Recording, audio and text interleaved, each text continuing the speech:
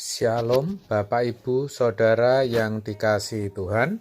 Seri pengajaran hari ini Minggu 9 Mei 2020 berjudul Orang yang Lemah Lembut.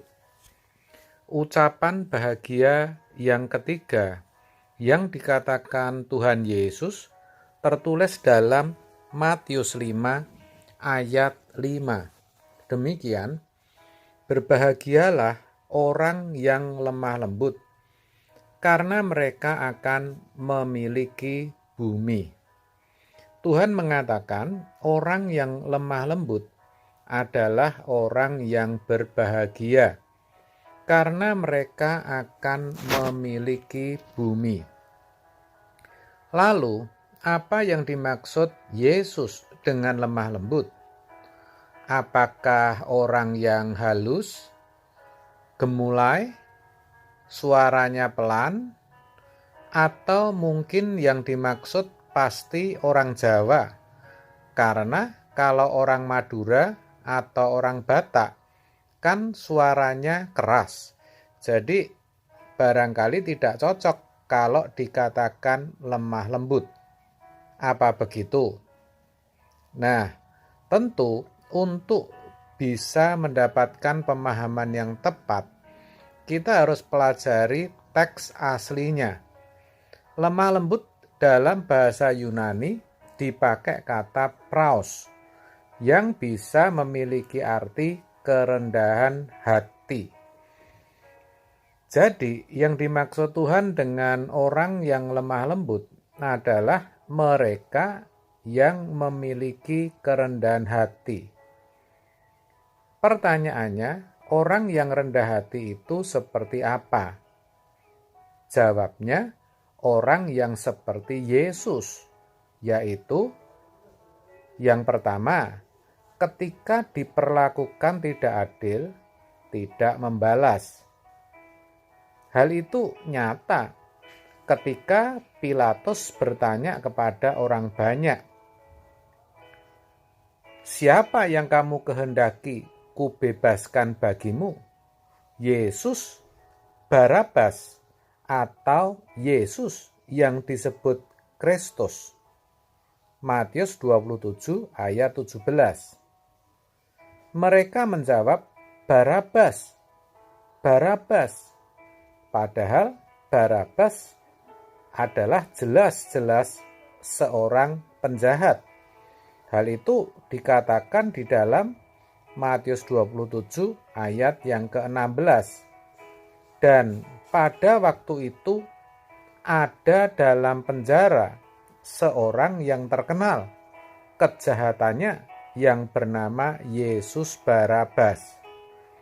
Sedangkan Yesus jelas bukan penjahat dan tidak bersalah. Dalam Matius 27 ayat 23 dikatakan, katanya, maksudnya kata Pilatus, tetapi kejahatan apakah yang telah dilakukannya? Namun mereka makin keras berteriak, ia harus disalibkan. Nah, saudara, sangat jelas bukan bahwa ketika diperlakukan tidak adil, Yesus sama sekali tidak membalas.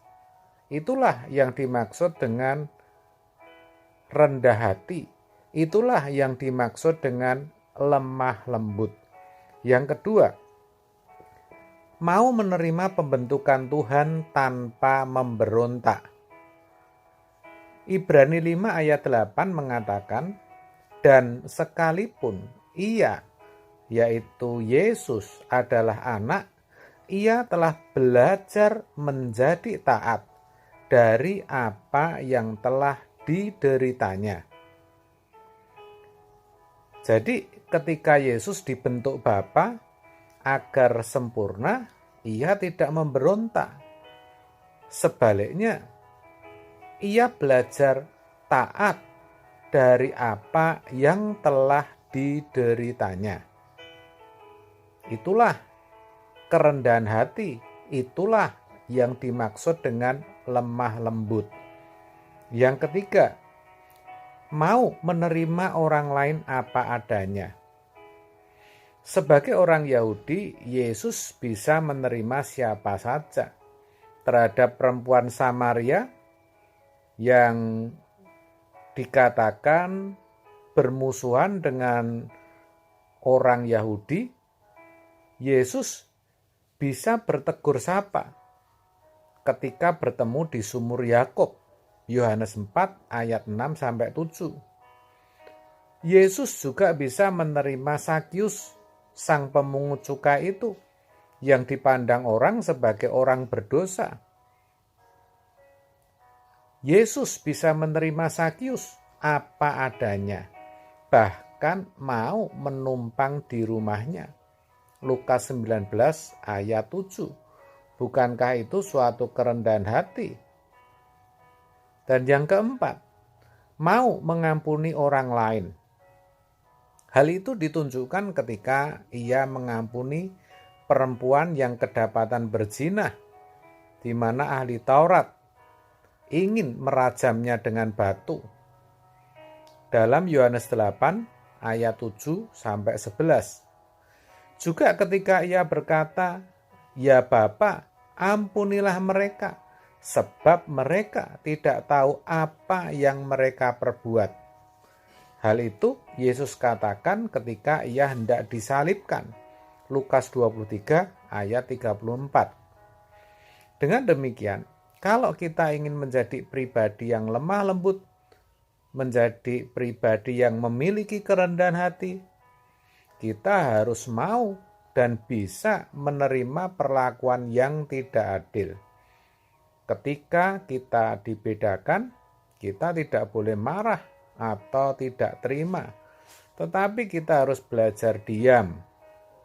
Ketika Tuhan membentuk kita melalui keadaan sulit, bahkan sepertinya kita sedang diremukkan, ekonomi kita betul-betul hancur, dan seolah apa yang kita perjuangkan selalu gagal.